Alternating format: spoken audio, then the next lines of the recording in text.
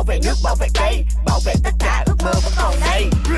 Tiến lên cùng sông pha pa pa, bự chiến binh xanh bảo vệ nơi mà ta thương yêu.